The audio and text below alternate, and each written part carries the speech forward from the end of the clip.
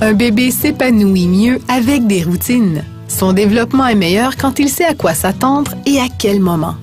Mettez en place une routine quotidienne dès la naissance.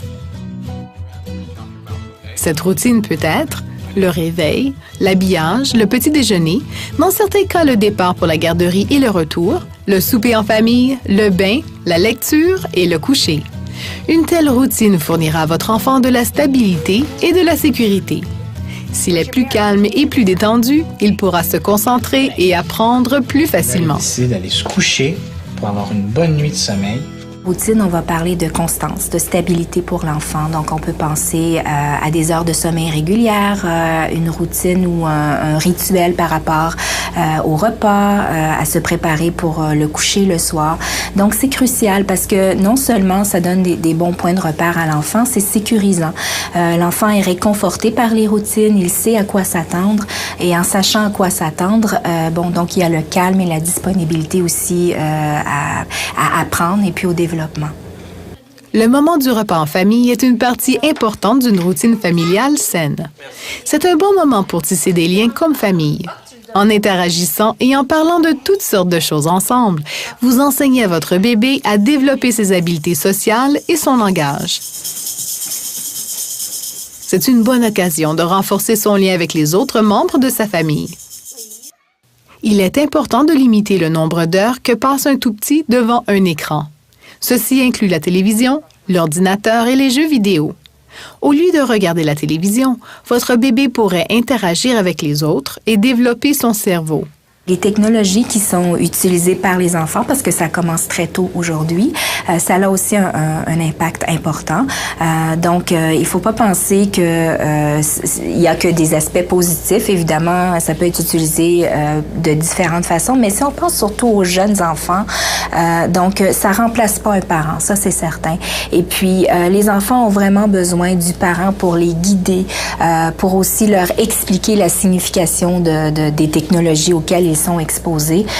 Donc, c'est important de limiter le temps et puis s'il y a un temps qui est accordé avec ces technologies-là, de s'assurer que ce soit approprié pour l'âge de l'enfant.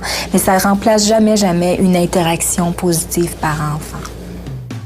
Trop de temps passé devant le petit écran peut nuire au développement du cerveau et du langage.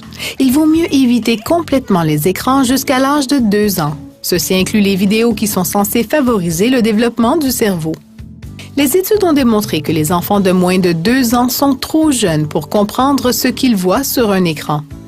En fait, les produits commercialisés comme étant des outils aidant au développement du cerveau d'un bébé peuvent même nuire à son développement. On devrait donc les éviter. Entre 2 et 4 ans, on recommande un maximum d'1 heure par jour devant les écrans. Regardons cette situation réelle. Très bien. OK. Veux-tu laisser ton croissant? Mets ton... OK. On va le casser. On va le mettre ici. Puis là, on va le casser. Tu m'aides? Regarde. Tu vas m'aider à compter. Ça fait 1 œuf. Très bien. Toi, tu vas avoir le fouet. Laisse-moi retrousser tes manches. Voilà. Très bien. Et là, je vais mettre un autre œuf. Et 2. Très bien, tu le casses bien comme il faut. Et 3. Tu le casses bien? Très bien. Et tu brasses. Et on va mettre un autre œuf. 4. Tu fais bien ça, Viviane. Puis maintenant, est-ce que tu penses qu'on en a assez ou on en met un autre? Un autre? OK. Et voilà. Et voilà. Et puis maintenant, on va rajouter le lait. Est-ce que tu vas m'aider à le mesurer? Oui? OK. Tiens. Tiens. Bien fait, William. Tiens. Tiens, William. Oui. Qu'est-ce qu'il y a? Bien. Est-ce que tu veux ton jouet, William? Regarde. Regarde le beau. Ah, on va faire des œufs pour toute la famille. Merci. Oui, mon Dieu, tu parles beaucoup maintenant. Qu'est-ce qui est arrivé? Ah, l'œuf a débordé. Veux-tu qu'on le nettoie? Tiens. Donc, dans ce petit vidéo-là, on voit une belle opportunité pour le parent d'impliquer son enfant dans les tâches du quotidien. Donc, maman est occupée à préparer ce qu'on présume le déjeuner pour la famille. Et puis, il y a le tout petit bébé qui est là et la petite fille, un petit frère un peu plus vieux. Et puis, ça pourrait être un moment chaotique parce que maman est occupée, mais elle profite de l'occasion pour inclure la petite et justement une belle opportunité d'apprentissage.